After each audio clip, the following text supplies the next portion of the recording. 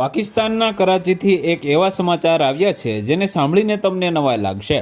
ગયા સોમવારે પાકિસ્તાનમાં ભૂકંપ આવ્યો હતો। તકનો લાભ જોઈને કરાચીની સેન્ટ્રલ જેલમાંથી 200 કેદીઓ જેલમાંથી ભાગી ગયા હતા।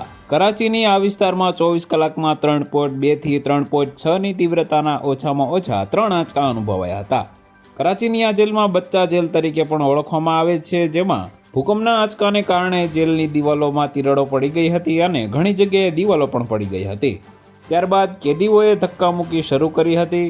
અગાઉ ભૂકંપ દરમિયાન સુરક્ષાના કારણોસર 1000થી વધુ કેદીઓને તેમના બેરેકમાંથી બહાર કાઢીને ખુલ્લા મેદાનમાં ભેગા કરવામાં આવ્યા હતા। જોકે તક મળતા જ કેદીઓએ સુરક્ષા ગાર્ડ પર હુમલો કર્યો અને તેનાથી અફરાતફરી મચી ગઈ। કેદીઓએ તેમના હથિયારો છીનવી લીધા અને ગોળીબાર શરૂ કરી દીધો। આ દરમિયાન એક કેદીનું મોત થયું અને જેલ પ્રશાસનના 3 કર્મચારીઓ અને એક જેલ ગાર્ડ પણ ઘાયલ થયા છે।